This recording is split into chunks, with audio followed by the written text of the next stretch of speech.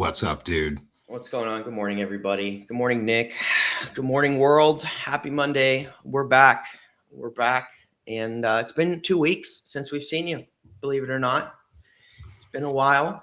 And I think I can speak for both me and Nick that we did miss you all dearly. And we're happy you're here for us, here with us today on Monday to talk about some shady tech shit that we've all been kind of side eyeing over here in our little caves over the last couple weeks. So it'll be an interesting episode. I don't think we have like a precedent for this kind of episode yet. I think this is kind of a new idea. Yeah, I think we're working on, without even really thinking about it, we're working on ways to expand Palantalk in this discussion into a lot of things and how we can continue this. Like, I think Palantalk and the Firebrand report have some really cool extensions that we could maybe talk about, and like how we could work on our publications together with Banner and Backbone to help There's broaden this scope in here. Like, for sure. Because you and I do so much with each other. I think like any way I can help broaden Palantalk 2 into, or even use Palantalk or like secondary episodes or stuff if we want to expand that way eventually. I know we're both busy as shit, so we're not talking about like full episodes, but like maybe like here and there specials where we do like 5-10 minutes of a Palantalk report or Palin report on like some critical issue like this, and then just break it down and put it out. Similar to the Firebrand report, but like a single topic issues that one of us decides on, and either one of us can write or do, or somebody else can do. We'll talk about it. It just came to my head while we were thinking about this. Yeah, one of the things I'm working on, I actually have some folks who are offering to do some YouTube editing for me.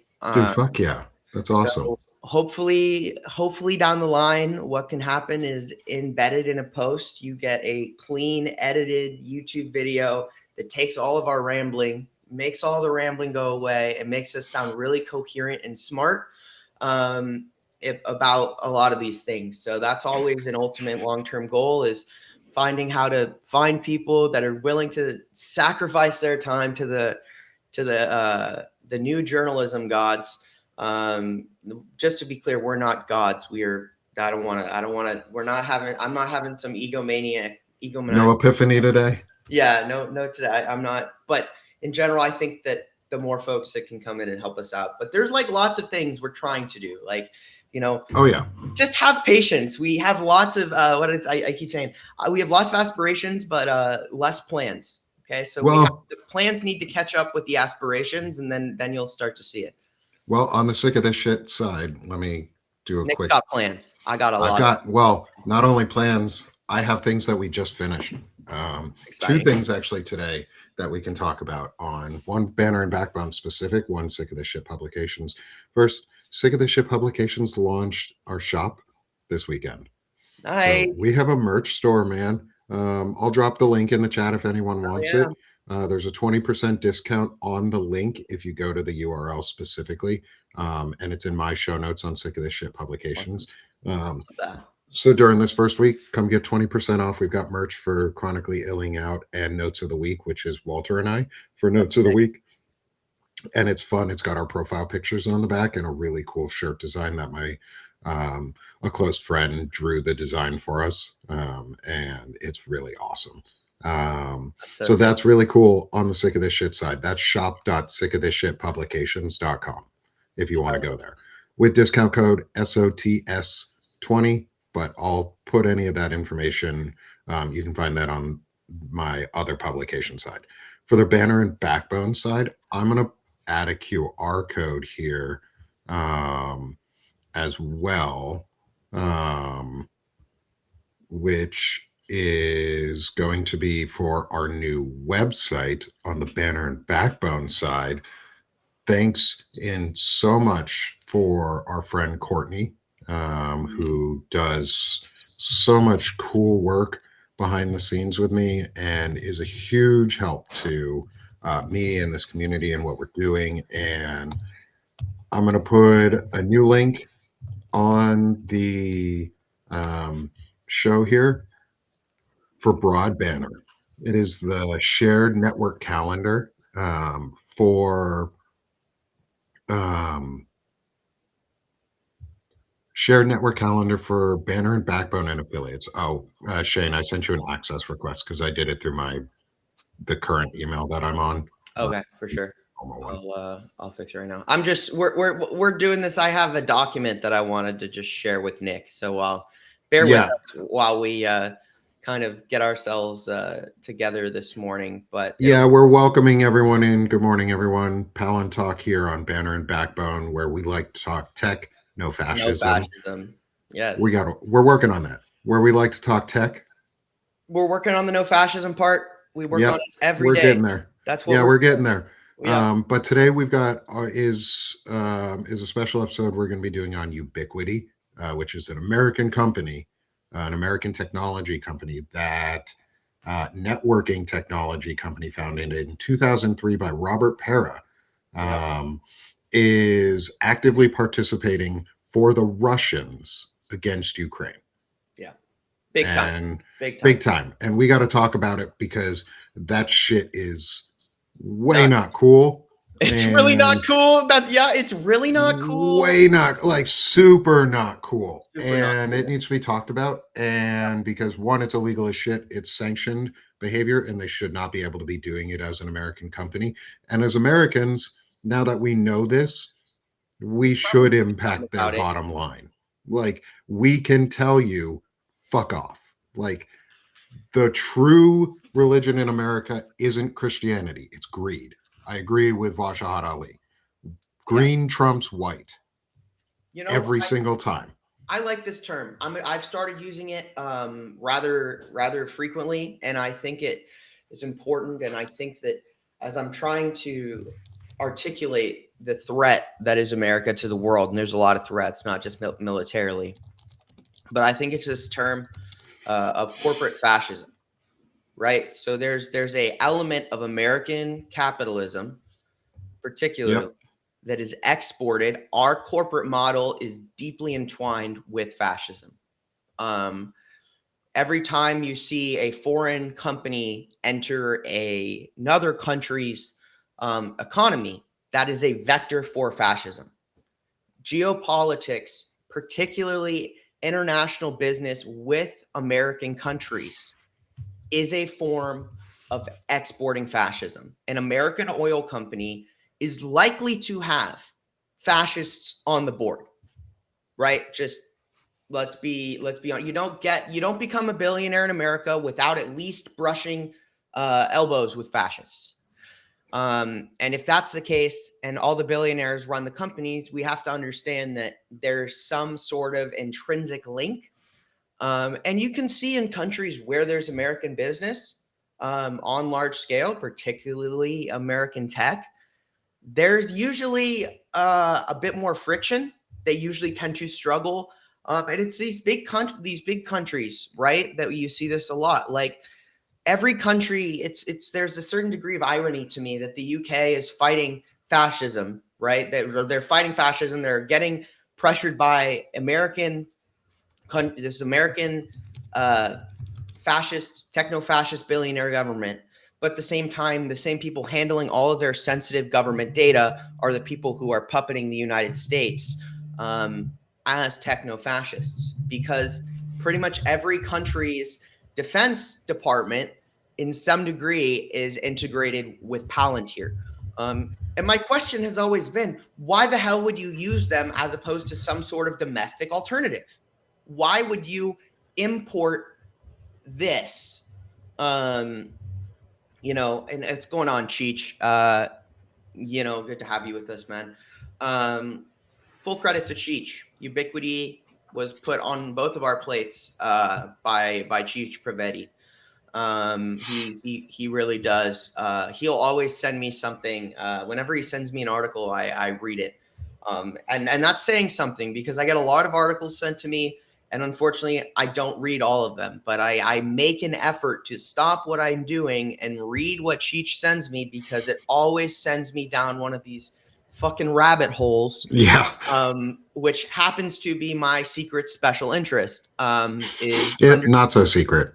Yeah, I suppose it was my secret special interest until I realized that it was my special interest, because I didn't think that what my special interest would be is uncovering, international fucking geopolitical corruption genocide rings. Hey man, if you're good at it, you may as well do it. Do what you're good at. And if it makes you happy, like if it makes me happy to know that what I'm doing is doing good, sweet. That's a fucking win in my book right now. Yes. So I'm gonna move us over here for a second to our next screen. It doesn't do anything at the moment. I'm gonna pull up the Instagram post that we're referencing. One of the pieces of information that Cheech had shared with us. This was after we had started looking into things too. So this is even more so. Is this Instagram post by E24 Media? I love E24. And I'll drop the link in the chat. I'll put it up in the show notes so everybody can go to it. I'm not going to change the QR code on the screen right now. We've got our broad banner link for the network calendar and shared publication calendar and affiliate network. That's where you can help find information about hosts and what their socials are and how to follow them on different platforms too. So Shane, I'll talk to you after the show. Make sure all your stuff is good. But this Instagram post is talking about Ubiquiti. And I want to get to the key slide on one of the key slides on this one, other than the fact that you can highlight, look at all of that network mapping that's showing up, is this one right here. We'll go back. Yeah. Investigation reveals New York-based Ubiquiti provides the backbone for Russian military communications, with their hardware making up to 80% of radio bridges observed on the battlefield. 80 fucking %. That's really important, because what is a radio bridge? A radio bridge, it's, the idea is if you're going to fly a drone, okay, from point A to point B, you need to maintain connection with that drone. There's a couple things you can do. You can use fiber optics, okay, which basically means you have a permanent connection with that drone, and these spools go tens of kilometers. But if you're trying to hit something much, much farther away, perhaps you're launching a Shahed drone, then you need to have basically kind of like stations along the way, right? And that's what these bridges are. It allows them to fly a drone from inside Russia through occupied territory and get it to where they need it to be while having control using these bridges, which means basically 80% of their capacity to strike Ukrainian infrastructure, if we're going to be really dumb, and there's definitely nuance, but I'm going to just make a larger statement and assume that you could probably bring that down a little bit. But 80% of the capacity that they're using to launch these strikes on deeper parts of Ukraine, Kiev,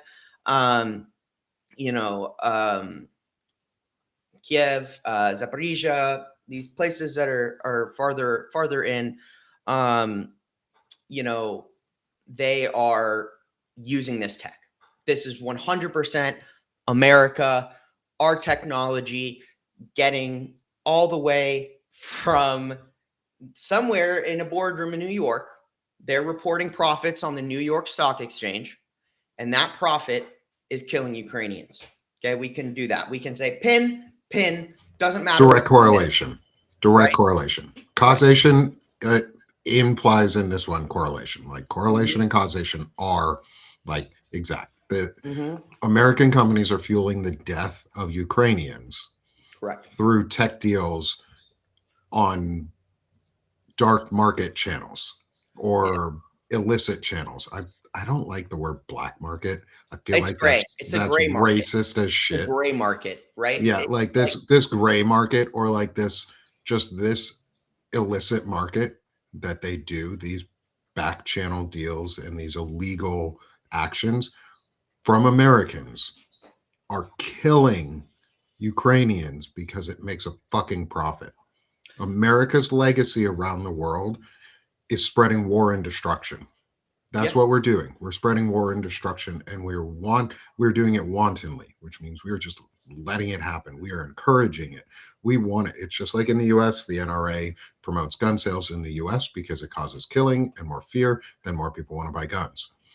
We're doing the same thing, exporting it on a scale with companies like Palantir, which tested all their tech in Israel and Palestine and Gaza. And we're seeing the impacts of that because Gaza is basically gone at this point. Gaza doesn't And exist.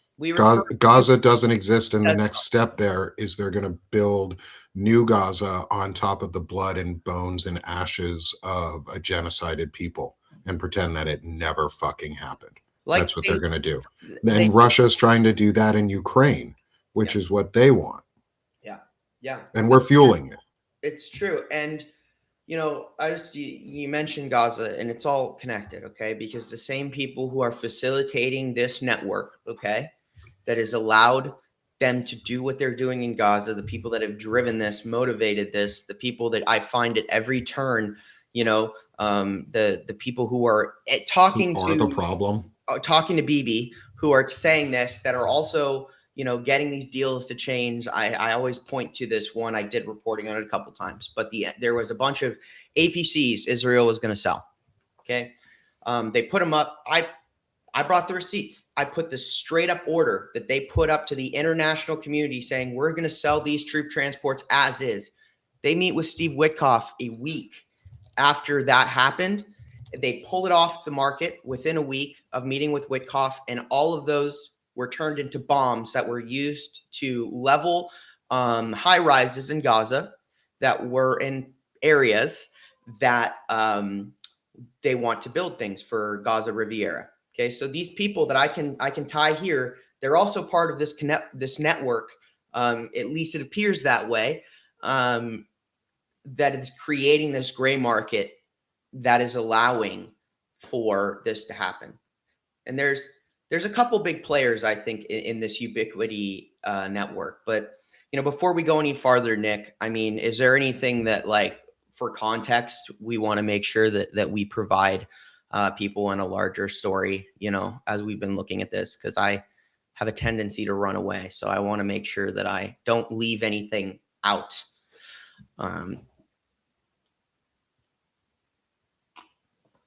You might be muted, brother. I am. Thanks. Okay. Man. One of the things I want to make sure we focus on is Ubiquiti itself as a company and the ownership and the major shareholders in Ubiquiti, because they're the ones who are really at fault. They're allowing this to happen. They're the ones who are encouraging it to happen. They're the ones making policy for it to happen because it makes them a profit and it's a bottom line, and war should never be incentivized this way. Historians have talked about this for generations. Like, we know how to get to peace, and it's to stop incentivizing war. Like, that's how we stop all of this. Stop incentivizing war.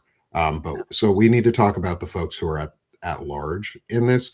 And then Shane, maybe while I introduce the founder, you could ask your assistant for maybe a profile on the founder, or I could do it too. Well, you can do that. I was gonna, let me grab.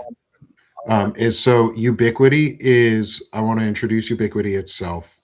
It's a and this is from, so those who know, I use ChatGPT for research assistance. Shane uses other tools for research assistance too.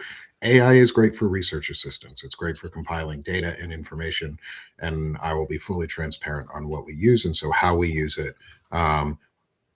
And so I have put together a profile on Ubiquiti, the company itself, and it's they have their owner is Robert J. Pera, who has PERA. He has 93% of the outstanding ownership shares of the company. He is at fault here.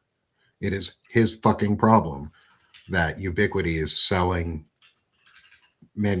or selling these radio bridges and this technology to Russia. He is the problem. So I really want to focus on him as like in terms of and just Ubiquiti and what this means for like if you have any thoughts too on like how do we push back as individuals, because I know we're very action focused a lot of the time on like what can we do to impact a company that is promoting fascism, and how do we stop them. There's a couple things, I mean, like you can do really. I think a lot of it's visibility. Find out where these people are headquartered. Get in front of their building, get in front of their office. You know, people were doing it for a while. I'm saying now, guys, the headquarters for Palantir is in Denver. They should never sleep. They should never they should never be able to walk into work without having to wade through a team or wade through a crowd of people telling them that what they're doing is destroying our country. You know, like people are really active right now. You know, make them not want to go to work, make them not want to work there, make it known that to the people that work at, you know, Palantir, at Anduril, at these companies, at Ubiquiti, make it known that what people know what they're doing and what they're aiding, and make them uncomfortable, make them feel that like they should, like the whole I need to make money for my family, that doesn't cut it anymore, dog. Like, I'm sorry, you know what? Like, oh, I work in the government, or I did this, I work for the homeland, but I'm not actually executing people in the street. Like, no, you need to fucking resign. You need to resign and make a statement. Like, you know, because they're killing people, right? Because we're getting murdered. The same goes for Palantir. Palantir is giving them the software to scan your face. That Gotham software, that Foundry stuff, gives them the power. It's Palantir that helped them find probably Don Lemon on the spot. It's probably Palantir that helped them find the other journalist, and I apologize for forgetting her name, but find her house on the spot and go and arrest her for being at a protest, right? It's about, and I see what was done with Tesla. What can be done, all can be done. Make them uncomfortable. I mean, it's like at this point, so many people are looking for things to do. Like, look up the headquarters of these corporations. Like, you know, they find out where Peter Thiel's next convention he's going to is. Make sure he pulls in and feels very seen, right? Like, where's Alex Karp? Find out where he's meeting. Have a protest when he's going to his meeting. Like, make people uncomfortable.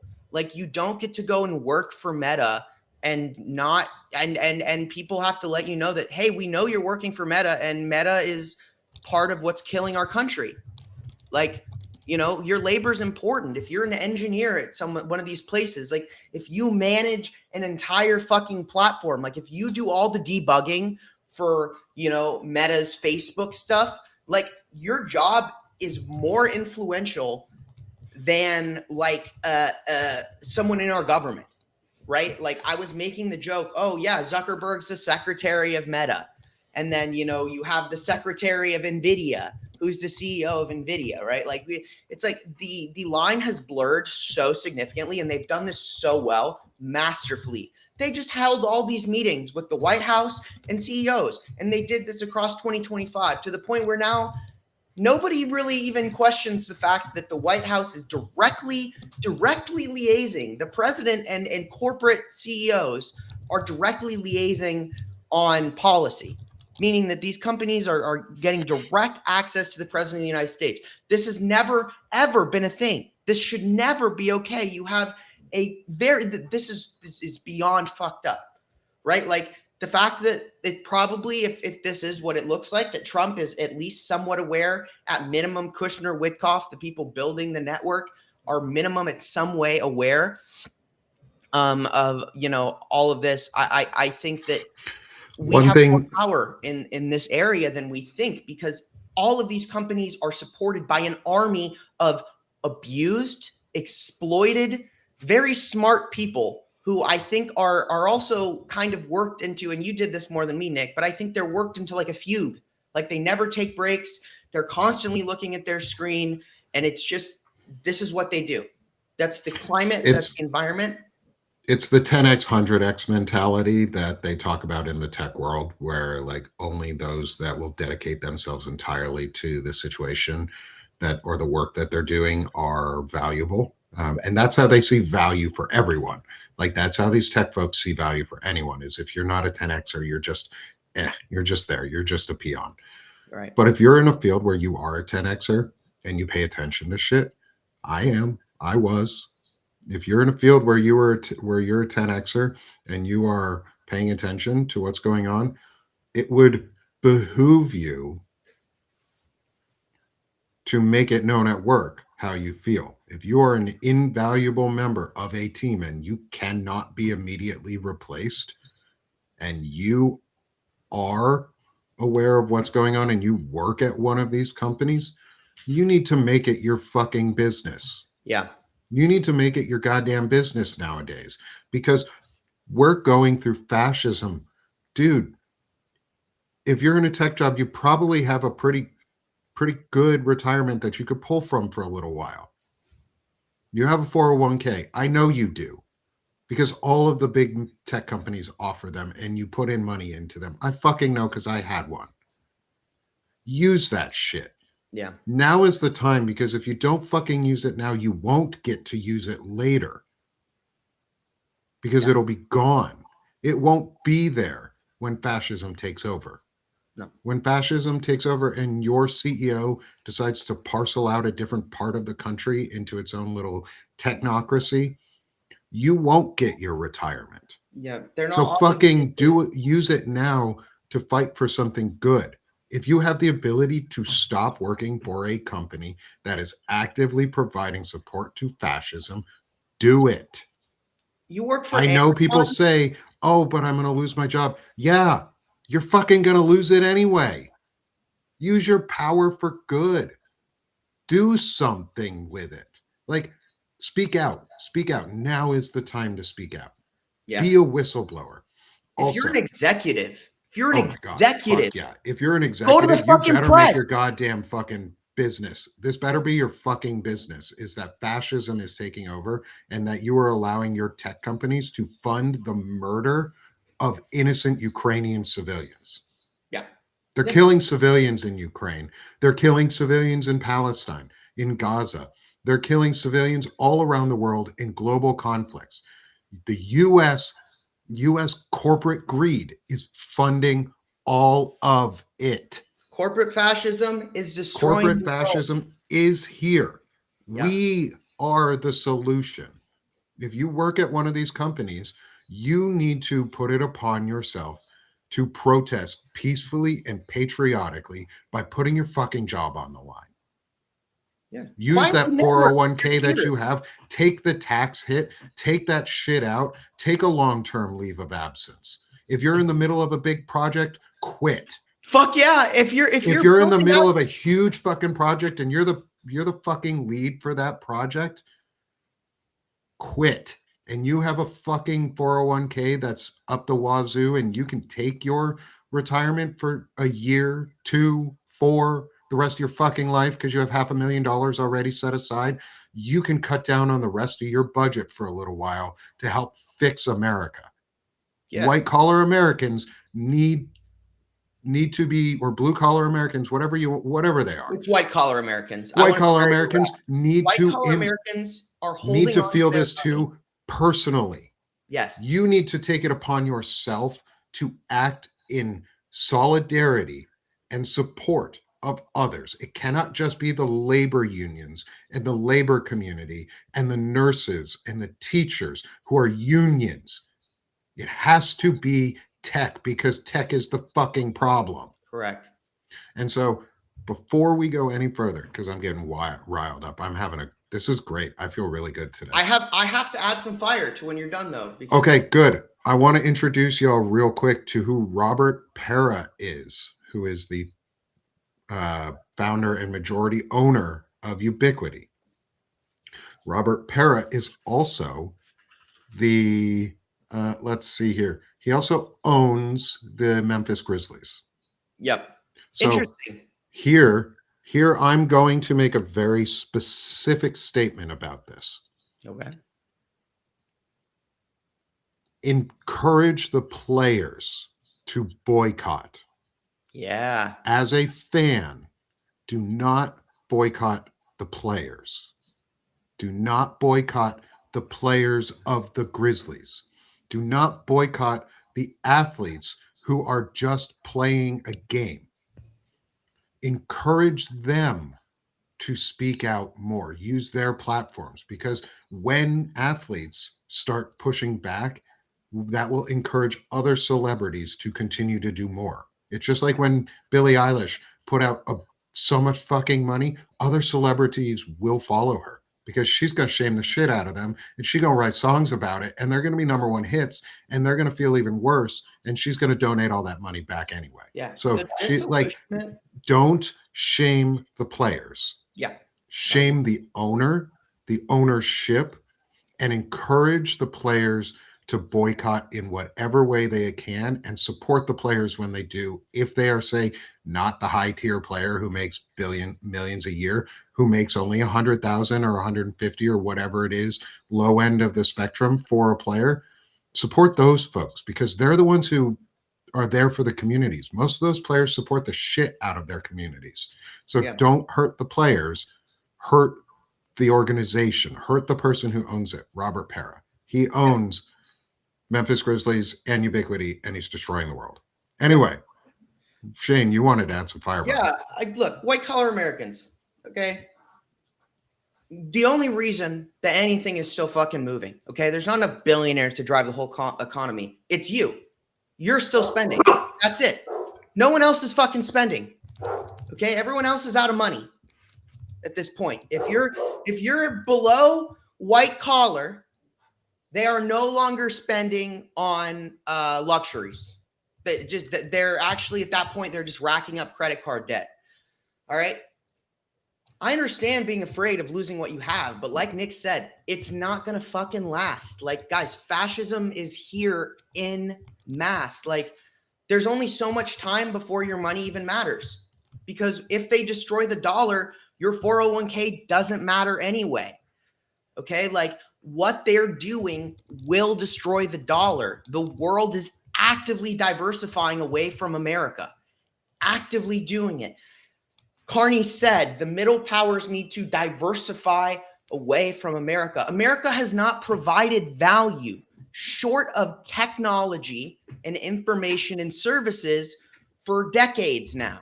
We have not produced anything on a large enough scale other than oil and gas, which is killing the planet in any really significant way. We import everything. If you destroy relationships with the world, your 401k goes away. But you have so much power right now because you are hard to replace. You have sway. You can stand in front of a boardroom and say, you might fire me for saying this to every executive in this room, but this company is killing people. This company supports ICE, and this company is killing people, and we are working for a entity that is an accessory to murder. Are you comfortable with that? Are you going to sit here and take your check? And then they say, you're gone. And then you say, you know what? At least I'm not a fucking accessory to murder. And then you can live with that. Or alternatively, you collect your check quietly, you pay until you can't pay anymore, and the squeeze gets you, and you're down with the rest of everyone, and you help them get where they wanted to be in the first place. To be honest with you, no one's going to look at you all too happy because I don't have a lot of – the goal, guys, is at the end of this road, everybody's taken care of, okay? Like, we don't just want to burn everything down and, like, everyone's fucked. Like, no, the goal is to make something that works. So if you spend what you have now to help everyone get to a point where they can be taken care of, you're doing the right thing. If you sit and throw away opportunities, like Nick is saying, if you're in charge of a big project and you finish that project for a bonus that, you know, we don't know how long that bonus is going to be worth. So I don't want to go too far, but I just like want to support that. Like, he's right. Like, you can't just keep doing what you're doing. You matter more than you think. These billionaires can't run their companies themselves.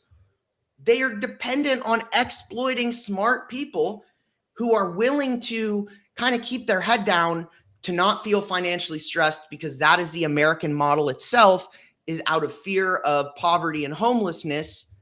People will avoid engaging in more direct resistance. And that's the people who really have the ability to make a difference, is the person in the boardroom. Yeah. That's my opinion. That sounds like I echoing kind of what Nick was saying. And, you know, that's what people at Ubiquiti could do right now. Do you know someone who works at Ubiquiti? Go talk to them. Did you know this? If you did, what the fuck? If you didn't, now you do. Maybe you could talk to your peers. Yes.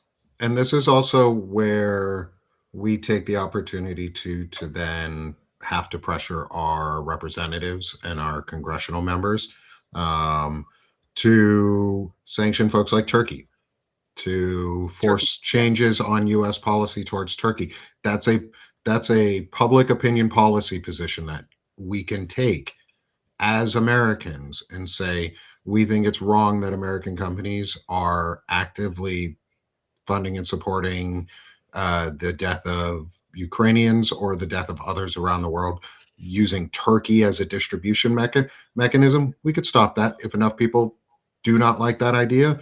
Just like I don't think we should be doing that. I think that's fucking awful. Again, we should not be financially incentivizing war. War should be the last option. Like, war is always supposed to have been the last option every time. That's the lesson from history we were supposed to learn, is war is supposed to be the final option. Never the first, never the second, never the 20th, never the nth, the final. When every other option is exhausted. You can try so many fucking things before we get to war.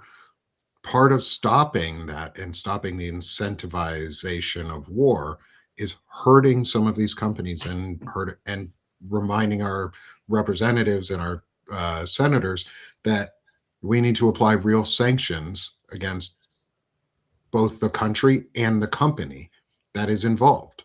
We can sanction our own fucking companies. The US can sue Ubiquiti and say, hey, you funded a war during you funded the genocide of Ukrainians during a sanctioned period. You're at fault. We did it during Nuremberg. We did it during the Nuremberg trials. The Nuremberg trials were things like that. Like, it wasn't just about people, it was about companies too. Like, there are companies linked to Nazi Germany that we all still talk about and we still shame them for. We should be shaming the shit out of these companies in real time. And again, if you work at one of them, put your job on the line. They've given you a pretty penny in your 401k and they can't take it away. If you're especially if you're fully vested in your 401k or your retirement, fucking make it known how you feel. And before they can fire you with cause, quit. So here's my resignation. I do not owe you 2 weeks. I am quitting right now because you are funding fascism. Yeah. If you would like me to stay, then we can talk about company policy towards fascism. Make it known if you are a CEO, if you are a executive, if you are a director level, if you are a senior staff level engineer, if you are a principal engineer at a company, if you are a senior principal engineer or a senior manager or a senior or staff level of any sort in a tech company, you better start fucking making your political views known towards democracy, or else you're going to fucking lose everything. Yep. Everything. You're not going to win when techno-fascism takes over. You're not. It's going to ruin your fucking life. Like, it ruins everybody's life. We just need to stop fucking funding fascism, and we can do it. Y'all, we can do it. It is a choice. It is a choice to not fund it. Yeah, know what you value and then practice what you value with your money. And part of that is, like we talked about with Ubiquiti, there is, I'll put that down right now while we continue to talk about other pieces of all of this. Is like this type of thing is So also, let's just make this known about Ubiquiti too, is they also do enterprise Wi-Fi router switches, security cameras, and unified network ecosystems over time. Um, so that's what they've expanded into.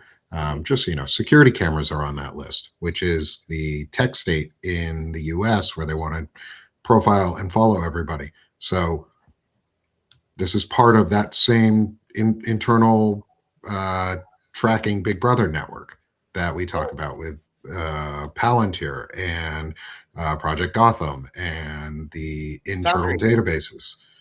Yeah, everything that's going on right now, it's a choice. It's a Yeah. fucking choice we're making.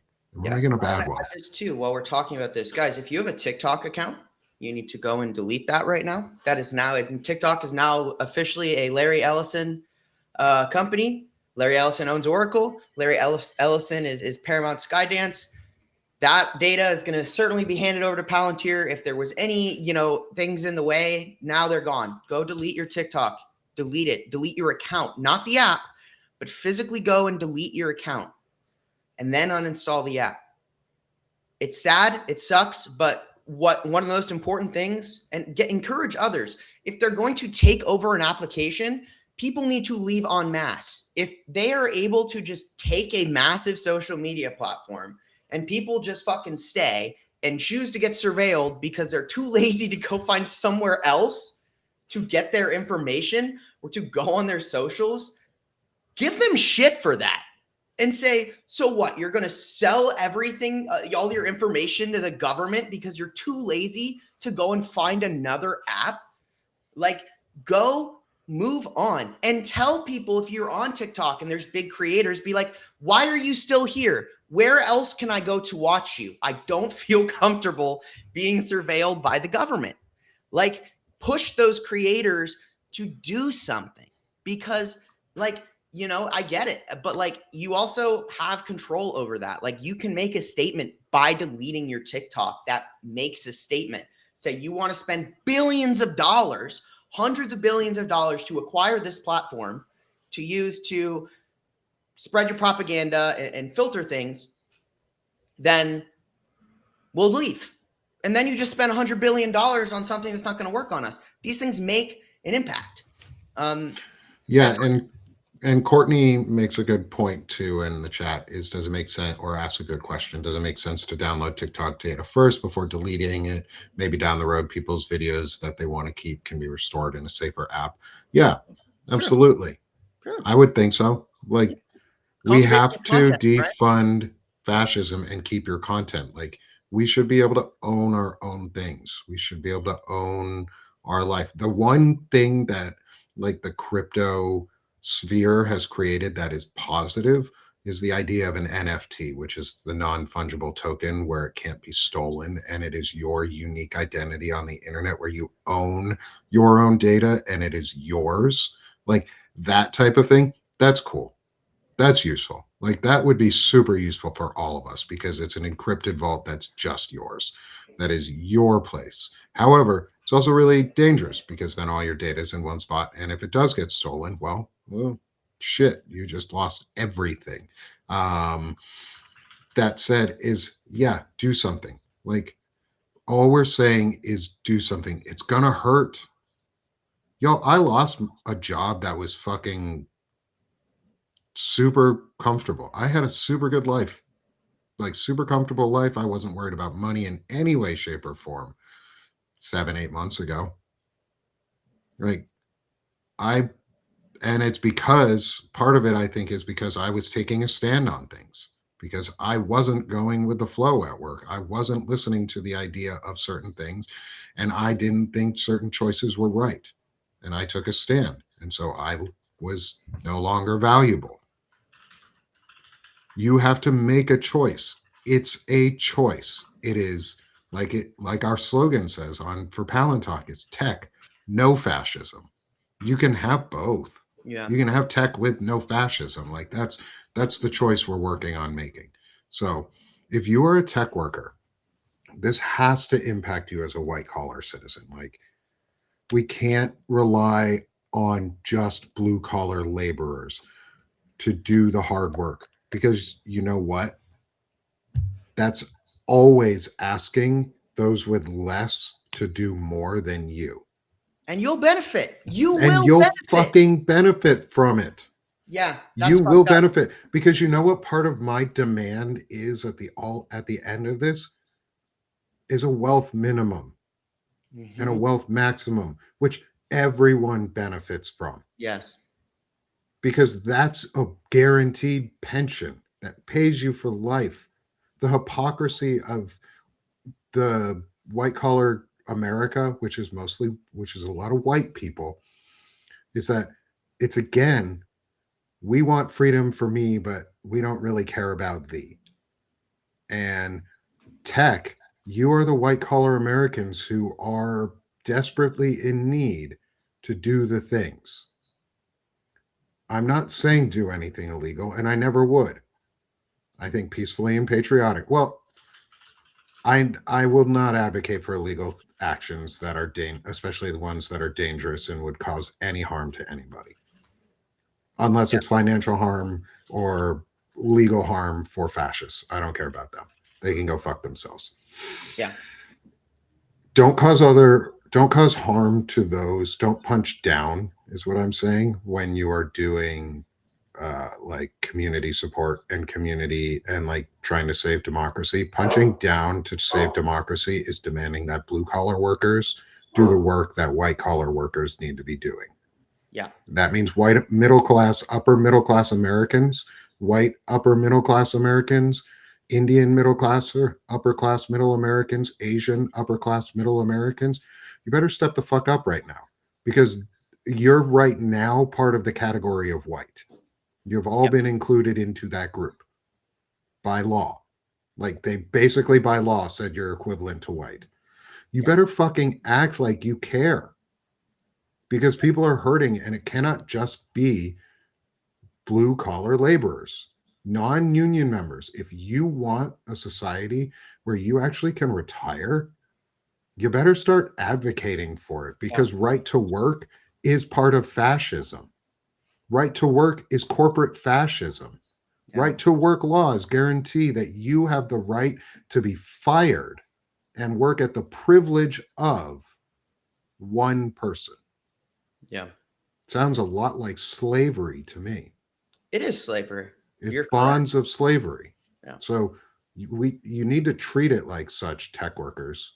Like, just because you have a cush life doesn't mean you're going to have one here in 6 months. Yeah. Not just tech, oil and gas. Do you know how much damage your fucking industry is doing to the planet?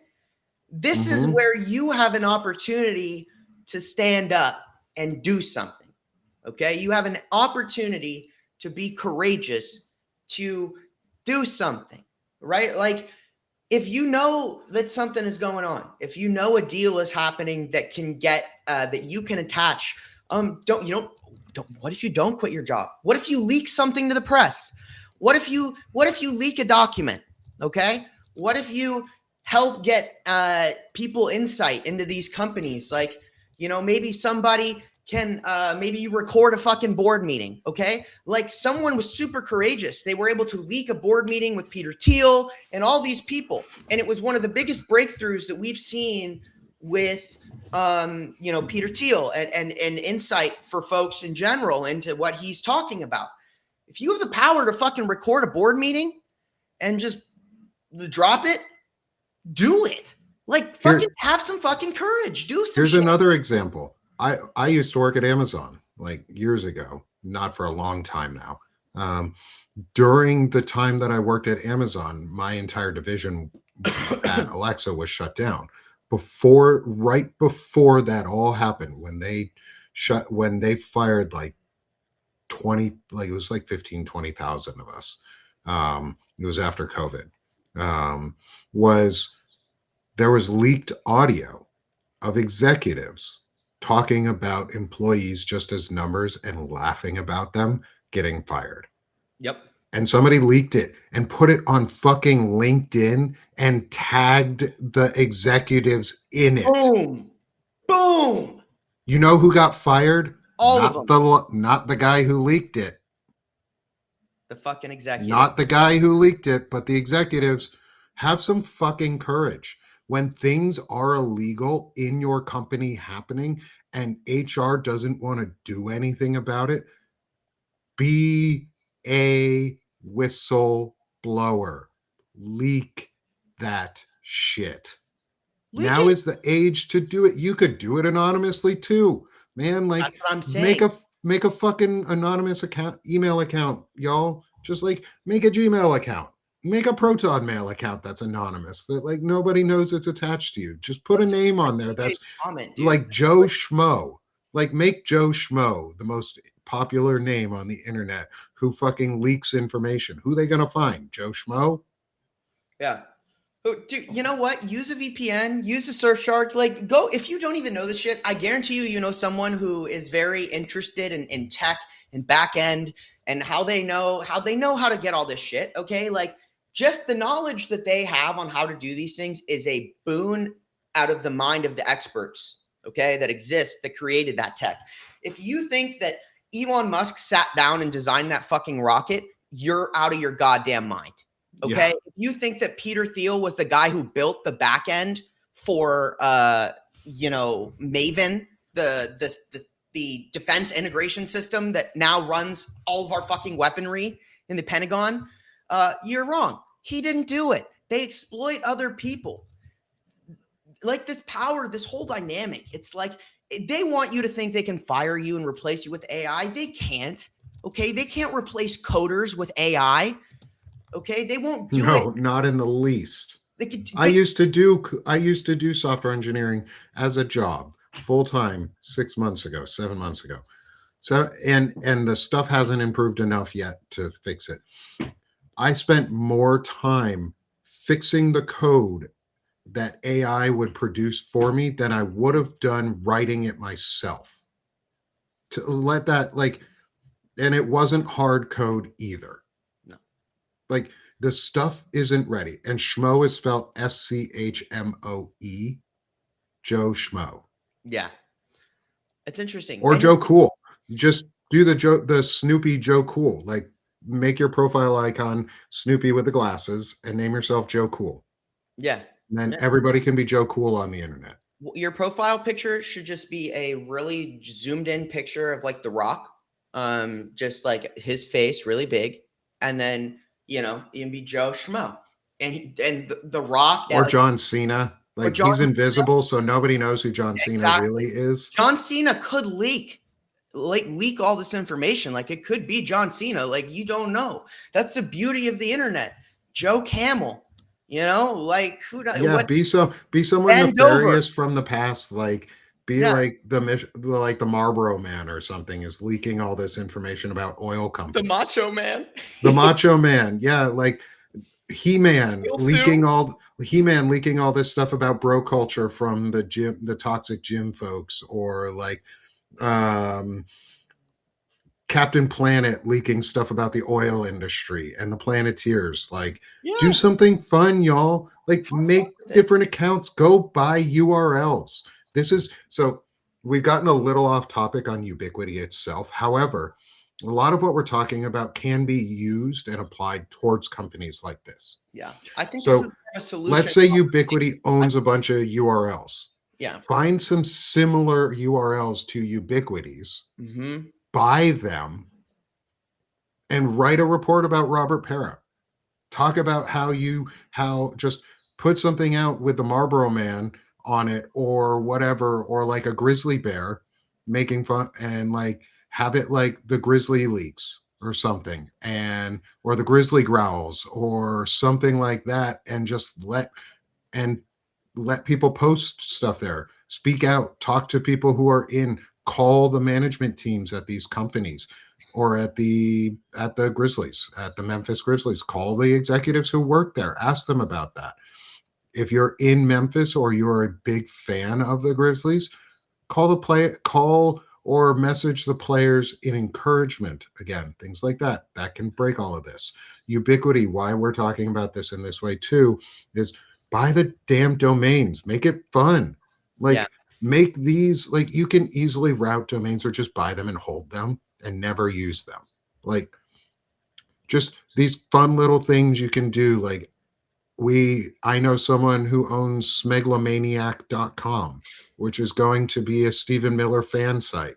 It might not be good fans, but it's going to be a site at some point. Like, they don't do that. They do this stuff and they hoard pro-democracy stuff. So take their idea and put it against them. Yeah. Like, you don't know. And there's so many people out here that are super smart and can make these communities together. Like, I'm helping organize some on the Banner and Backbone side, and like how we can put parallel systems down and build background systems, and working with other folks, but do it independent of us. If you guys see like folks in the chat that you see every single show and you talk with on each show, DM each other.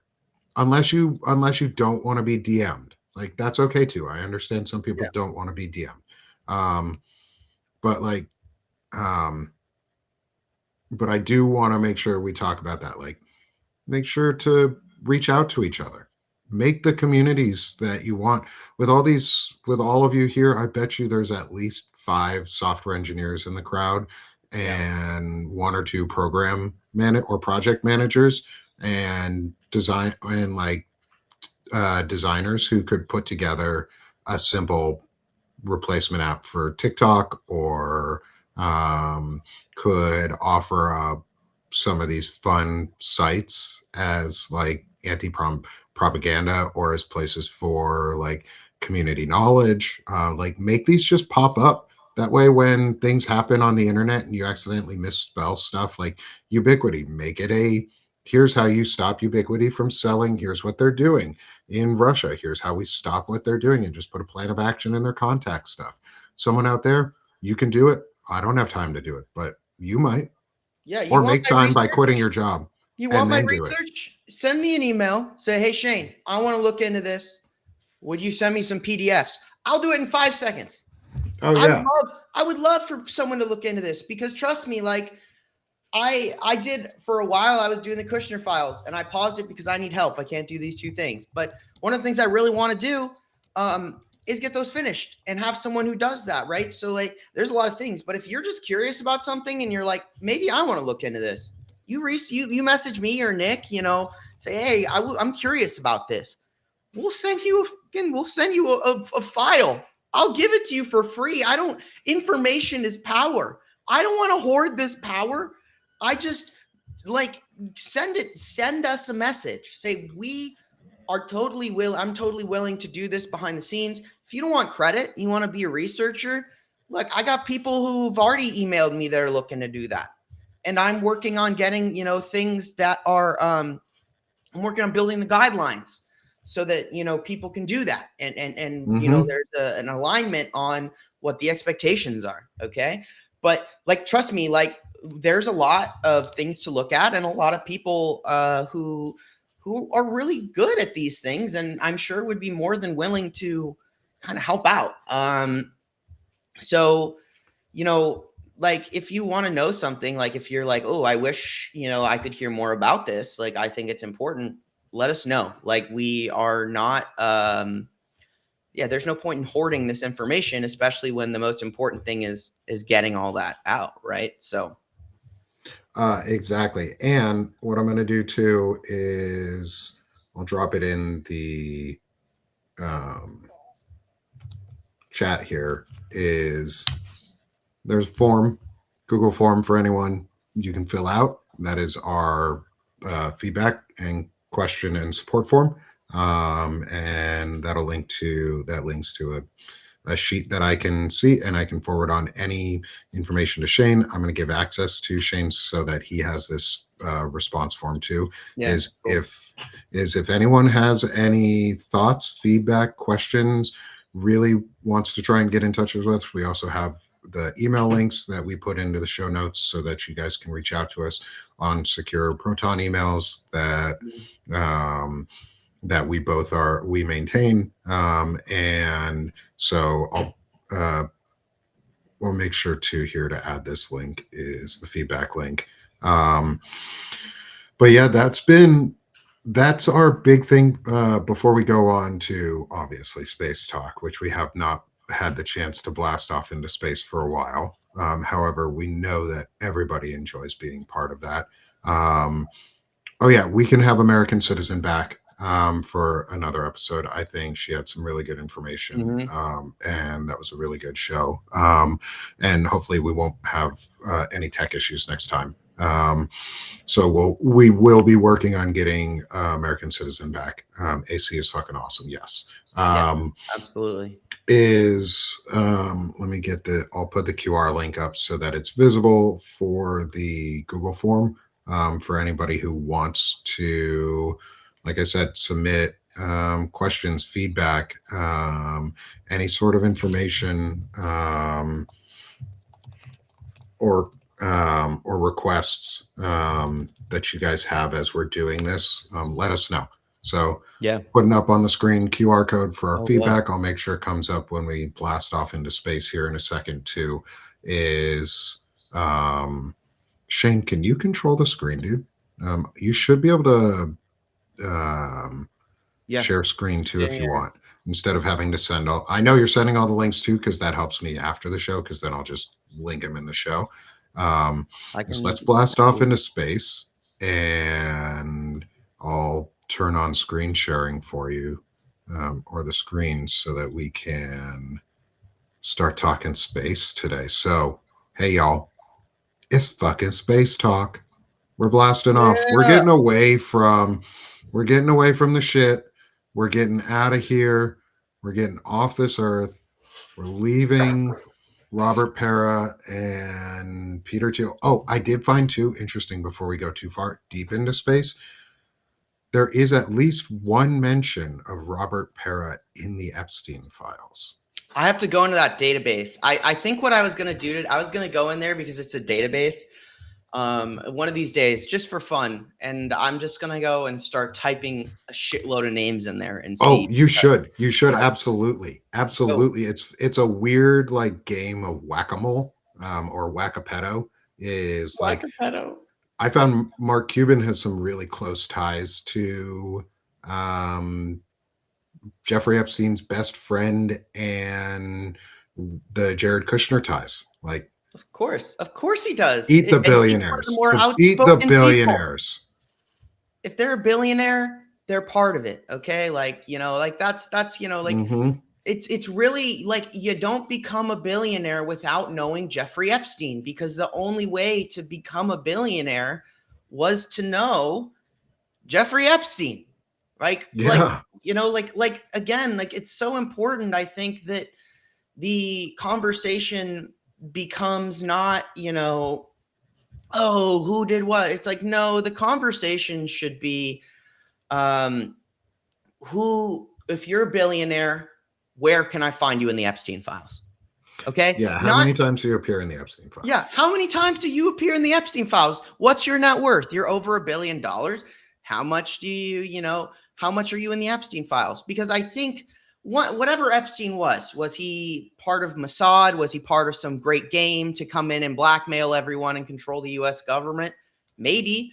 But if you want to control the U.S., you have to control the billionaires, which means you will find these mother effers in the files. You will find them there, because it's part of how, like, it has to be done. Like, that's how they do it. Right. Yeah. So, it's pretty, like, you gotta be pretty just straightforward with it. So let's leave those pedos behind for a little while. Leave them on Earth, and let's go explore space, Shane. Yeah. So we're actually going out to the first Lagrange point.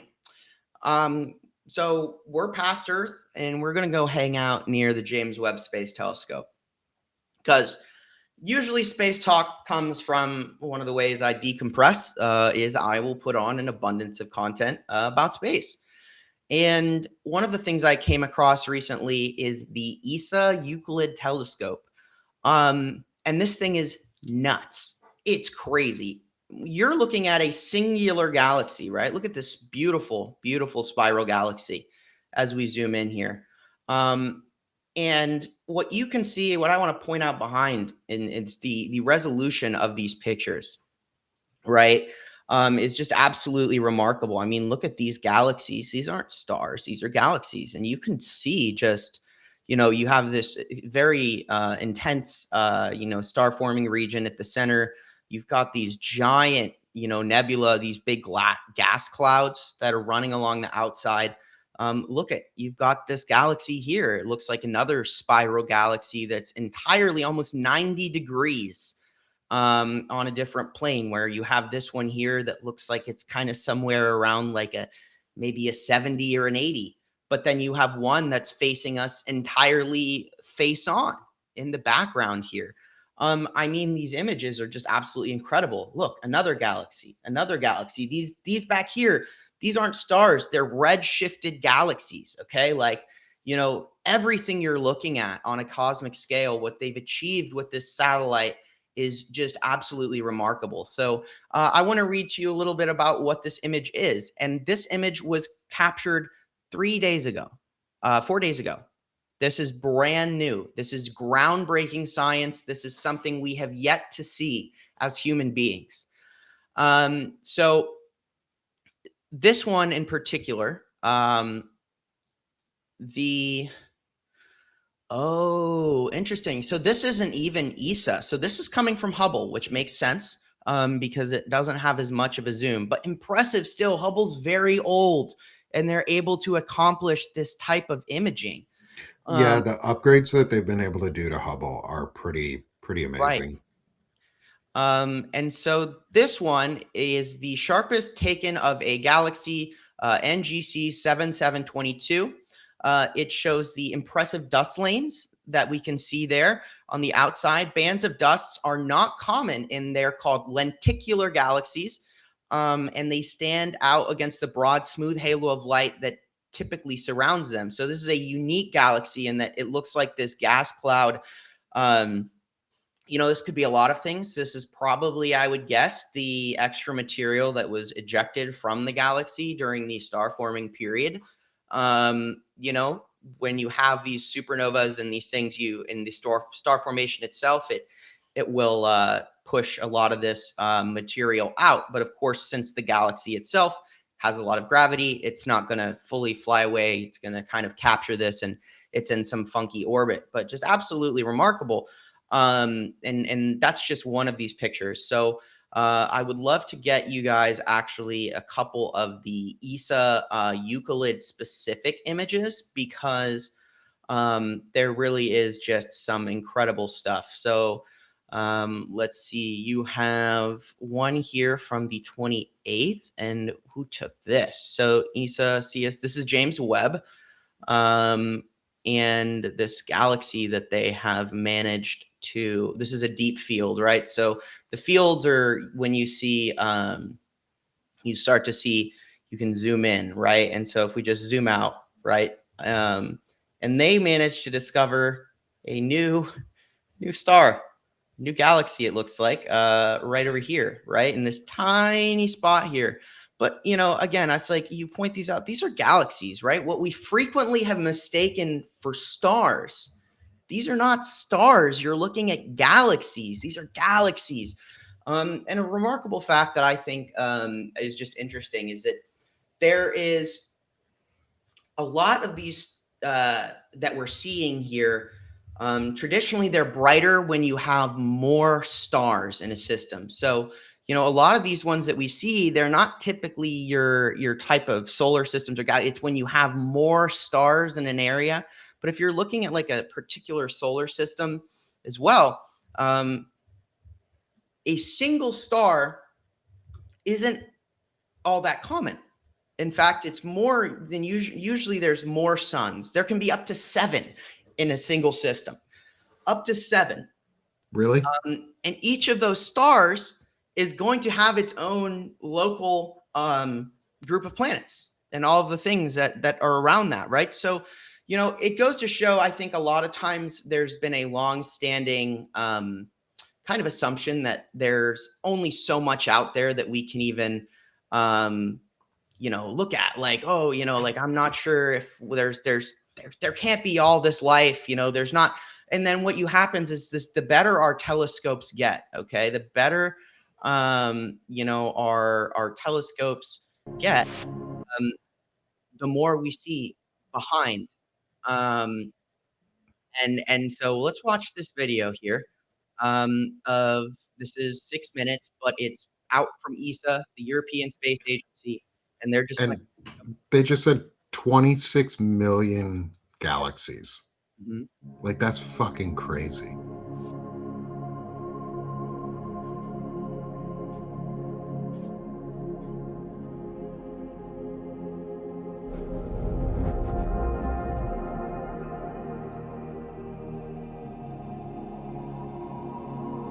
Our Dark Universe detective returns with spectacular new views of the cosmos. The Euclid Space Telescope is building the largest cosmic atlas ever made. And in case you missed it, we already revealed the first page of this atlas. In this 208 gigapixel mosaic, you can zoom in endlessly. Let's see if I can find that. And now, That's crazy. the telescope has sent back 3 more of these huge mosaics. Oh, look at that. Look at those But before we spirals. show them, let's rewind. Why are we doing this? Euclid was designed Why to not? very precisely capture Because we billions can. of galaxies, to show the hidden influence of dark matter and dark energy.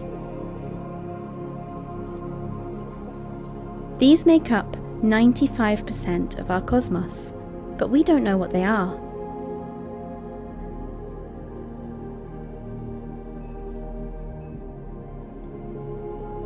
Now, with this treasure trove of information, we can explore all kinds of mysteries in the universe, from galaxies colliding to small stars forming. Today, we reveal Euclid's view of 3 new patches of sky. In these areas, Euclid will eventually make the deepest observations of its 6-year mission, capturing light emitted billions of years ago to look back in time to when the universe was young.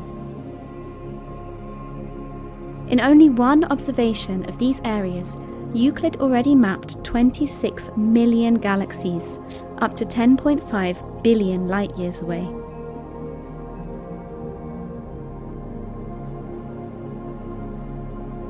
Are you ready to dive in?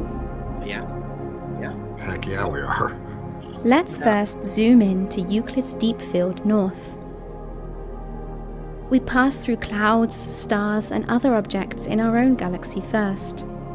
This deep field is an area very rich in Milky Way stars, as it is close to our galactic plane. The faint blue structures in the image are dim clouds in between the stars. Here, we have zoomed in 50 times and arrive at a famous nebula, the Cat's Eye, 3,000 light-years away. A dying star is shedding its gassy outer layers in this planetary nebula.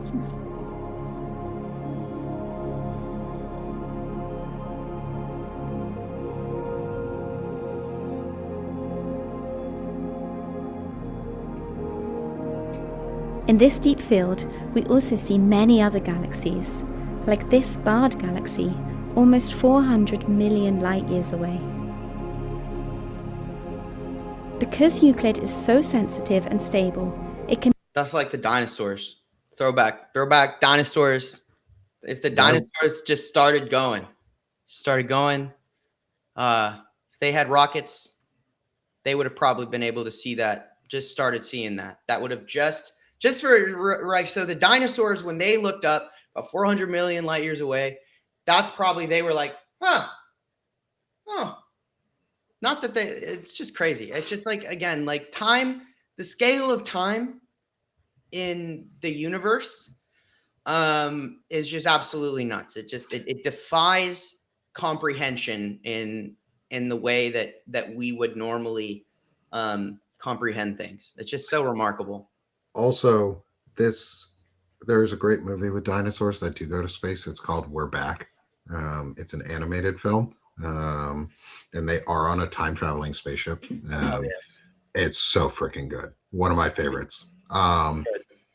And Derek pointed it out in the chat, and it is true. Is the background music to this sounds like it feels like one of Beth's meditations, and it feels so good to listen to. You need to keep going because we got more time to listen to this. Oh yeah, and I found the actual deep field. So we're gonna go look at the deep field south, not the north, but the deep field south. I have it. Make out the shapes of hundreds of thousands of galaxies in one view. Most of the tiny dots that you see are faraway galaxies.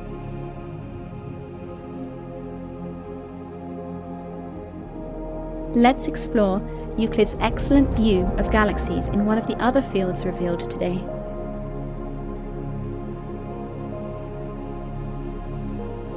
We now zoom in to Euclid's deep field south. While going deeper, we first fly by a nearby elliptical galaxy, 55 million light-years away. We can see many, many galaxies in this field, and they all have different colours, which shows us that they have different ages and distances.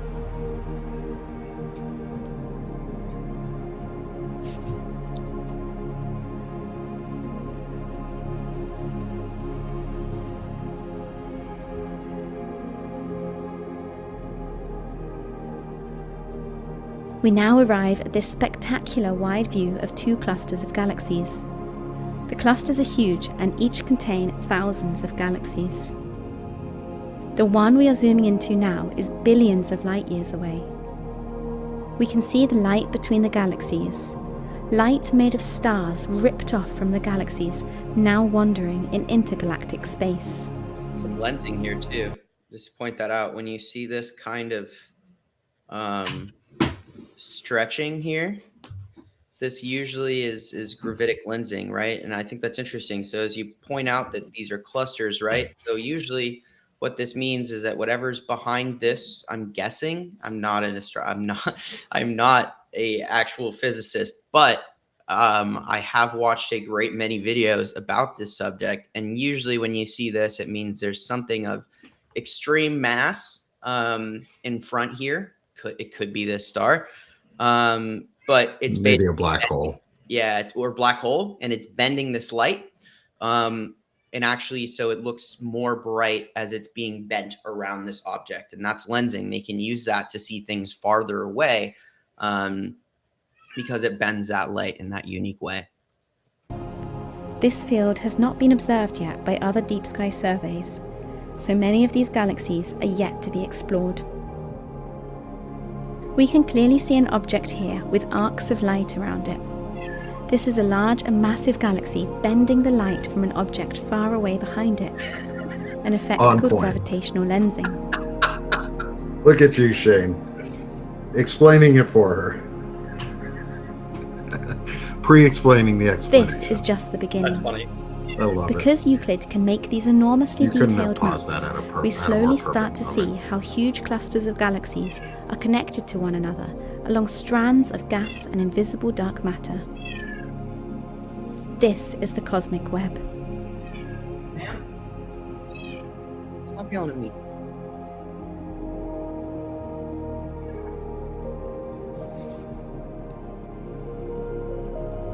Until now, Euclid has observed about 14% of the total area of its 6-year survey.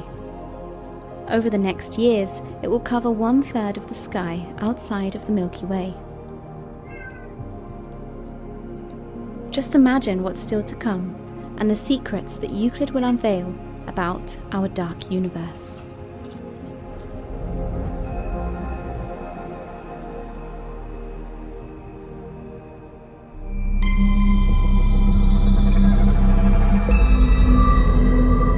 All right, that's it. We're getting them to design our logo. That's great. I want one of those. Oh yeah, that's a good logo. Can we contract the European Space Agency to sponsor Palantalk here? Okay. I mean, that would be pretty freaking awesome, wouldn't it? So, friends, as you can see, there's an alien in the background trying to communicate. But I apologize. Don't look for a cat. It's really just mine. But what we're looking at here is actually that deep field south that they were talking about. So I wonder if we can find that But look at this deep field, right? I'm just going to zoom all the way out. Okay, so here we are. You know, I don't know what the naked eye looks like. Probably that. You know, I don't know. Maybe brightest thing. But let's zoom in here on this field. And like you can just see how it keeps going, right? Like as we keep going, you see more things. You're like, wow, that's a lot of stars. And you're like, oh, whoa, behind that star, there's more stars. And if I zoom in, there's actually more stars behind these stars. And if I keep zooming in, I can actually start to see that there's more stars behind this giant star. Does it have like a lensing shift for like red light? Or is it just whoa, a whale whoa, that's cool. Just taking us to things. Wow. Okay, I like that one. A whale galaxy. And wow. So if I just randomize, it takes us somewhere cool. So let's randomize. You'll definitely have to drop the link for this for me. Yeah, I'll get it for you right now in the chat. That way I can put it in the chat for the show notes for everybody. Go friggin' have fun on this for a little while. This is great. This cluster here, and you can even go, it looks like, to images that are collaborative from James Webb versus just ESA. Let's do this again, and we can change the, looks like, oh, perfect. So if we shift to ultraviolet here, we can see absolutely nothing. Okay. Near infrared, perhaps.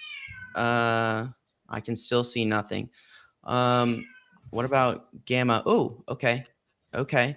So now we're looking in the near infrared versus, let's see if I do this near infrared. So as I break things, I'm going to just Centaurus.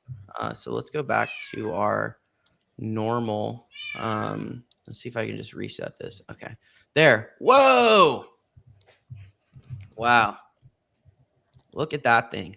Right. So where is this? If I zoom out, I zoom in on this big thing, right? That's nuts. I mean, the amount of light concentrated there. Wow. Wow.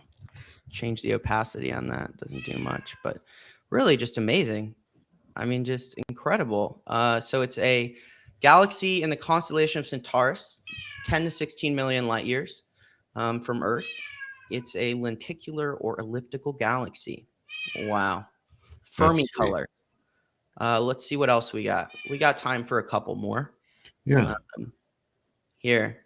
Whoa. Oh, what the heck is that? What is going on? Open star cluster, oldest and most metal-rich clusters. Oh, that is so interesting. I bet some mining company is already planning on, like, how can I exploit this with deep space mining? Fucking Elon's like, we've already got the contracts drawn up for mining the Lyra constellation. We're owning constellations right now, even though we don't have any of the infrastructure in place to even leave our star cluster in a meaningful way. Like a $50 billion contract already, and it's affecting the stock market right now. They've already allocated the money. They just need to figure out how to get faster than light travel going. But with $50 billion of investment through NVIDIA and Oracle, I think that they'll be able to figure it out in just about no time. What we should do is we should send Elon on the trip to explore, because then he can do the calculations himself, because he's so fucking smart, right? Like he's so smart. He's the smartest in the universe. He doesn't need anyone. He and his Grok AI can just power a supercomputer and go into deep space. We'll send them. Yeah, with a Cybertruck with their bulletproof windows and their smash-proof walls, and absolutely non-crushable tin can garbage truck riding down the road. Yes, we can. Anyway, let me tell you how I really feel. It'll be what happened. It's like the deep sea thing when they went in the sub. Like every summer demands a sacrifice. Maybe we can send all them smart billionaires up in their own like penis in the sky and just let them have at it out there. What have we done? Ooh, what are you doing, man? I don't know. Or are you finding different like metals? Yeah, let's see here. If we go full screen, so we're nerds. we're in science view right now. I disconnect. I'm back. Okay, we're in science view right now. So this is getting us like specific data. Okay, so basically if you wanted to grab like images of specific places. So let me see here. If I open this, it's going to take me somewhere else. Because the other thing is you have to think about, this is like terabytes of data, right? So you're making like terabytes of data every night with single observation. The reason that they are able to actually like do so much of this stuff is a lot of the early quantum computing and things like that have gone to these scientists, right? And their ability, they need it to analyze these data sets. But that's also a reason a lot of this is open source. Is like, if you think that they have the time to go and look at every single one of these galaxy clusters, I mean, like, holy smokes, guys. What is this? Wow. Ooh, that's cool. That's pretty. Wow. Whoa. Holy crap. What is that? Zoom in on that a little bit. Wow. Can you click on any of it? Will it do anything if you click on like a star? Let me see if it'll tell me anything about it if I click on this here. Ooh, see if I do Herschel infrared. Okay. Okay. So what is this telling us? Wow. Okay. Ooh, there's a big old box right there. What is this? Oh, that's cool. Things are changing. Oh my God. We're going to make this full screen and hide Shane and Mai's excited faces get for rid a of me. second. I'm not that interesting. So this is telling us, it looks like some sort of, I think we're looking at infrared. Okay. So if this is the infrared, I believe we're looking at redshift. I could be wrong though. This is even beyond. Again, we are not astrophysicists. No, or these are physicists. Like, this is way above our pay grade, but this is just super fucking cool. Like, wow. Let's zoom out. I'm geeking out on Whoa. This is so cool. Wow. Okay. So if I want to do. So we were in that long box with the small square in it rather than those other larger rectangles. Okay. So if I close this. Okay, so this is from, and what's really cool, it looks like, is this is a collaboration of all of the existing things that we have right now. So I believe if you look at image observations, oh, this is very interesting. Okay, so Hubble, HST is Hubble. JWST, yep. Yep, Euclid. Okay. Euclid. So these are the areas that we've seen, it looks like Euclid look at. Wow. Okay, so look at like how big the night sky is, right? Like this is just like, and just think how little of it we've actually truly mapped. Right. Like we've mapped around our system in a general sense. Like we were like, okay, it's space. So space exists. We have mapped it. Right. Now we're filling in all those gaps and it gets infinitesimally smaller and smaller and smaller and further away and further away. Yeah, HST is Hubble. Yeah. Hubble Space Telescope is the refresh this because I think I fucked with the settings too much and now I'm just not smart enough to get us back to where we were. I did link it in the chat too, yes. And I will link it in our show note. This actual site, the PSA Sky. Whoa! What is that bright ass fucking star? It's a demon star. Nice. Perseus. That looks something that will collapse into a black hole. It's a 3-star system.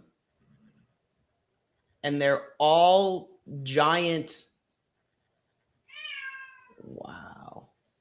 Wow. So do you actually, what we see here, it just goes to show how they have to do so much work and it's so difficult. Like, because this does not look like 3 stars. Like they're looking at the redshift and all the things, and they're looking at all of this light and they break it down and they're somehow able to discern that this is 3 stars from this, just to be clear. So, wow. And look at these galaxies. I mean, look at that. That's a whole galaxy. Like that's the Milky Way. Like this is like, we can't even dream at this point in time of getting out of the Milky Way, of like actually leaving. So this is just incredible. I mean, just to see these kind of things. What is this here? Can you tell me what this is? We'll do two more, and then I think we'll wrap it up for today. So we'll hit the randomize one more time. Whoa. Wow. So you can kind of see the rings are here. It's an intermediate spiral with a weak inner ring. The 62 million light years away.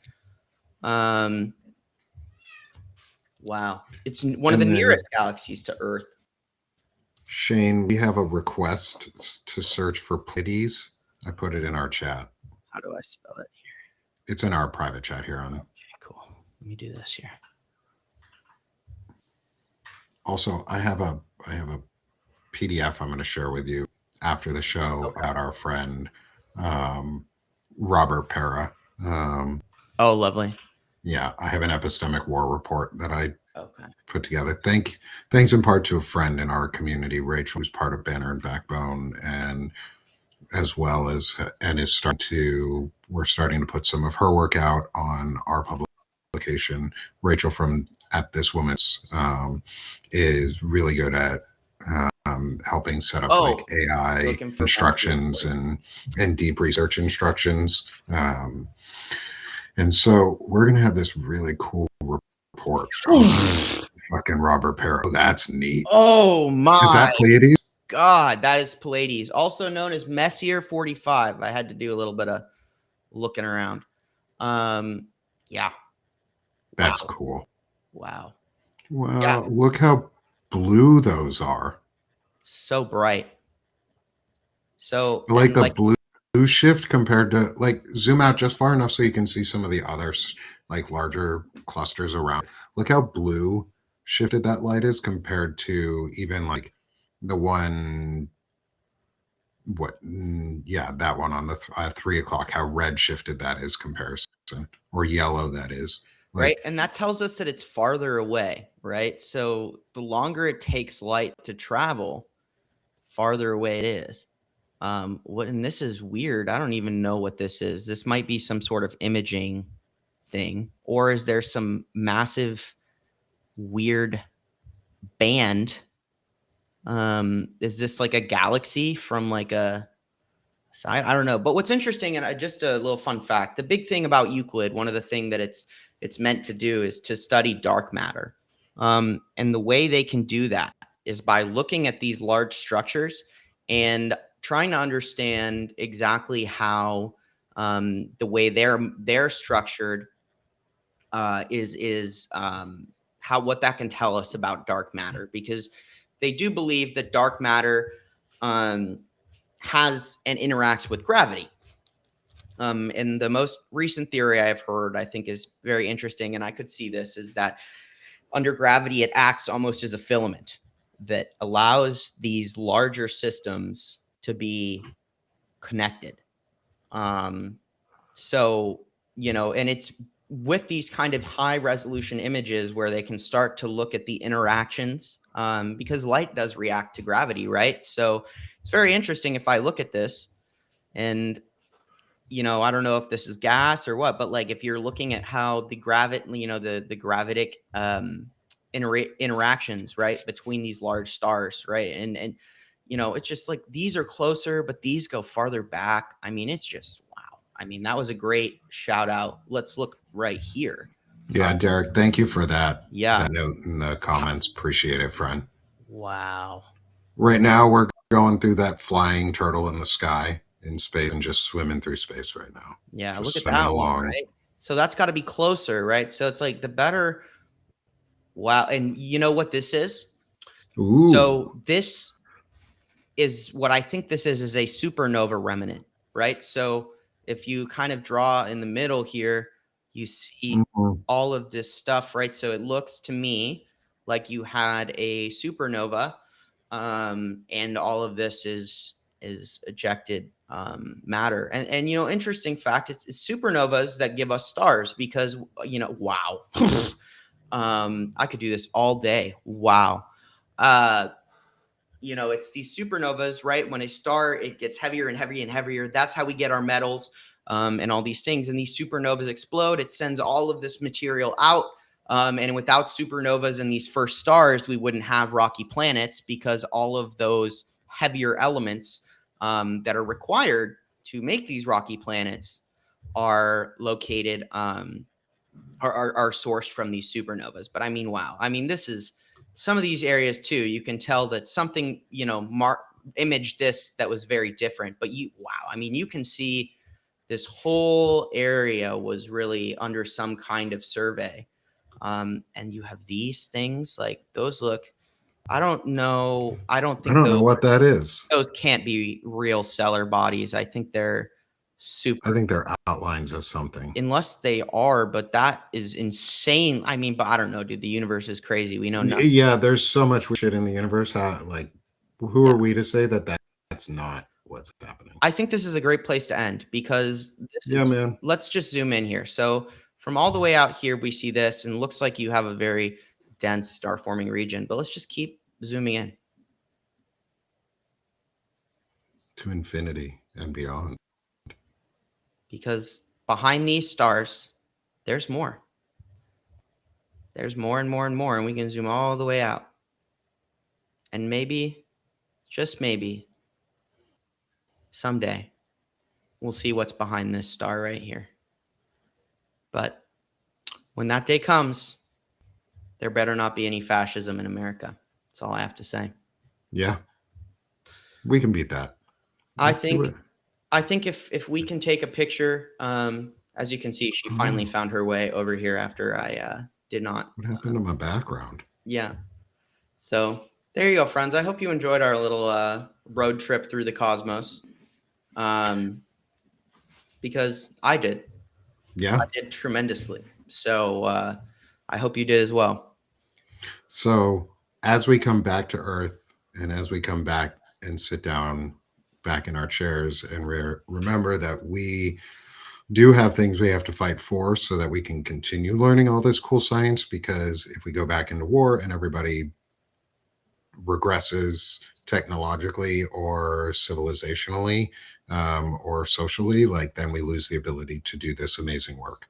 Come support us here at Banner and Backbone, so we can help build this and keep this growing, and have our fun here on Palantalk, and discuss these cool things, and fight about fascism, and talk about it, and put together work on putting together a massive report on Robert Pera and his Wi-Fi empire, with the fact that we're facing Ubiquiti and other American companies funding the murder of Ukrainians, and using Turkey and Russia and other companies to destroy the American, or destroy our friends and our allies who are pro-democracy and the vanguard of democratic nations, Ukraine, and killing them. And we're funding it, and U.S. companies are doing it. And so on Palantalk, here on Banner and Backbone, we talk about it. Yeah. And I also like to let my friends promote themselves, and myself promote myself, and unabashedly promote our work, and where we can be found, and what we're doing, and the things that we're doing. My dude Shane is someone you should be following, and someone you should be subscribing to. He's freaking awesome. And I'm going to let him speak about himself, because he's freaking awesome. So shamelessly plug yourself, dude, and how people can support you. You guys want to come, support all the things I do. I do a daily show called the Firebrand Report. I write a daily newsletter, Firebrand Report newsletter. I now stream the live reporting element here on Banner and Backbone, as well as through my own personal publication, that being the Firebrand Project. If you're looking for, a better understanding of geopolitics, how the actions of America affect the wider world, and how the actions of the wider world affect America, which I think at the moment is just as important as the actions of America within America. We live in a globalized world. So if you want to understand a bit about what's going on in the world, I do a daily newsletter that includes my analysis. And I try and touch on just about everywhere in the world in a week. It's hard. I'm not perfect, but I'm definitely committed to doing that and getting you guys that information. So if you guys, want to support my work in doing that, please come on over and subscribe. Paid subscribers also bread and butter. That's how we need to. That's how we keep doing it. So the more support I can get in all capacities. We're almost to 6,000 subscribers. So if you're not subscribed, you could get us all that much closer. I think we're like 200 away, 250 away. That's from awesome, dude. Subscribers. So let's push for that. And I just want to help grow this platform that we have into something that can do more. And as well as just keep people informed so they can take the information, we share every day and go and pass that on and create that verbal network of truth that I always like to say it's the tagline: we forge dialogue and we burn bright. And so that's, just become a firebrand. If you're probably a firebrand already, if you're here and speaking out and talking about these things, but I just want to empower you with more information to go and do what you're already doing. So come check us out. We'll be live actually here on Banner and Backbone in a little bit here today in about 3 hours. Hell yeah. I was going to say, don't forget cross streaming on Banner and Backbone now for network and reach. So we want to help Shane out. I love helping my friends out and making sure that they have the broadest audiences. Whatever I got that I can offer, I do. So come support Shane if you are not already supporting him. If you're here on Substack, hit the Chiron in the top corner or the banner in the top corner and subscribe to all of us. Firebrand Project is awesome. And the work Shane is doing is incredible. And the quality of the shows keep getting better and better each week and month. And you're doing some hot shit, man. Thanks, keep man. it up, brother. You're doing a lot of really good work. I appreciate it. And then I'll shamelessly plug myself, is come support me at Sick of This Shit Publication. I don't know where Nick went. I'm gonna keep plugging him. Okay, he's back. I'm back. You can plug me if you want, brother. I'll plug him. Let me plug him. Guys, Nick does great work. Nick is committed to building a community. He's committed to not only focusing on the truth and getting creating new and transparent media, as well as he's committed to really focusing on the human side of issues. Sick of This Shit, which he does a great job of advocating for people that are struggling with chronic illness, that are trying to deal with that anxiety and all the things going on in the world right now.